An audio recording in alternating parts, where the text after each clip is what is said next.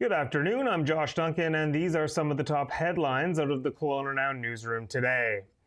A man accused of setting multiple vehicle fires in Kelowna over the past week and a half or so has been arrested. The RCMP says the 47-year-old was captured by a surveillance camera placing flammable products underneath a vehicle at Kelowna's Audi dealership in the evening hours of October 19th. The man then left the scene and a fire began under that vehicle, quickly engulfing it and spreading to other vehicles before firefighters could arrive and extinguish the blaze. Corporal Allison Consmo says an in-depth investigation led police to the man, and he was arrested without incident on October 23rd, with a search warrant being executed at his home on the same day. Unfortunately, the RCMP believes he struck twice more before he was caught on the same day as well, as they are linking him to two other vehicle fires that were set on Mills Road in Rutland on October 23rd. The investigation into all three fires is ongoing.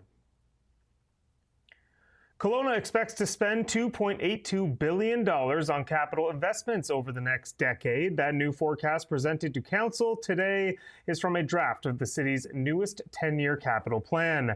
It's going to build on last year's record-setting 10-year infrastructure investment projection of $2.57 billion. City staff told council today that the new capital plan will build on last year's groundwork, but also responds to the challenging economic climate that continues to affect infrastructure projects. According to the report, the $258 million increase between the 2 years accounts for things like inflationary construction cost increases, updated project budgets and timelines, and new emerging projects or projects with increased scope. The newest 10-year plan also includes the feasibility study and design of the Kelowna Performing Arts Centre, which is recommended by the Mayor's Task Force. Transportation, once again, the highest cost in the 10-year plan, with a total of $696 million forecast to be set aside for transportation over the next decade. It was debated for weeks before finally being approved by council, and now complimentary on-street parking for veterans is available in Kelowna. Vehicles displaying a valid BC Veterans license plate will have to go through a one-time registration process with the city to begin parking for free.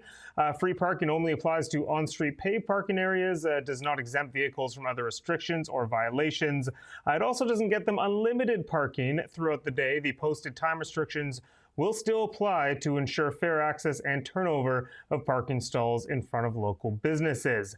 There are multiple ways to register if you are a veteran. Check out Cheyenne's story at KelownaNow.com. As you see on the other side of the screen here, check out that story for all those details. New nonstop flights between Kelowna and Cranbrook take flight today. Pacific Coastal Airlines, their new route between the two cities, will see the first flight leave Kelowna Airport today at 5:35 p.m. and land in Cranbrook at 7:30 p.m. It's just a 55-minute flight, but of course there is a time difference as Cranbrook is in the Mountain Time Zone. The return leg leaves Cranbrook at 9 a.m. local time tomorrow, and it's going to land in Kelowna at 8:55 a.m. Pacific time. Once again, time zones, it's not traveling back in time. Those will be the two times as well for all days going forward. The route will utilize the 19-seat Beechcraft turboprop plane. That's a common one for shorter Pacific coastal routes.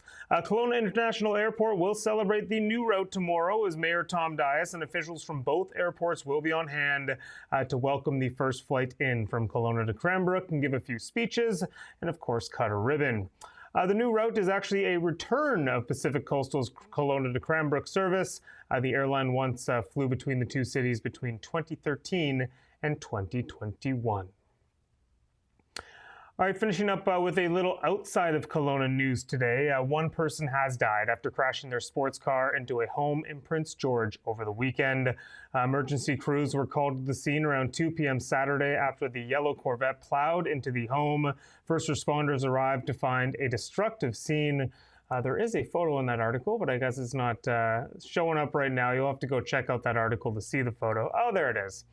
Yeah, destructive scene for sure. The home had suffered an estimated $50,000 in damage while the sports car was flipped onto its roof and totaled. The two people in the home were uninjured, but firefighters had to use extrication equipment to free the driver and passenger from the car wreck. They were rushed to hospital where the driver unfortunately succumbed to their injuries. The passenger's injuries considered non-life-threatening. Right now, it's unknown what caused the crash, and police are not providing any further updates at this time. All right, a quick look at the forecast. 10 degrees, mainly cloudy in Kelowna right now, although there is the odd patch of blue sky out there and a bit breezy as well. Might feel the odd drop of rain over the next couple hours, depending on where you are in the valley. Expect a fairly cloudy night as it dips down to around freezing. It's going to be chilly, and then we'll see some sunshine on a brisk Tuesday morning, but clouds are expected to roll back into the valley and bring some showers with them tomorrow afternoon, and Tuesday's high 8 degrees.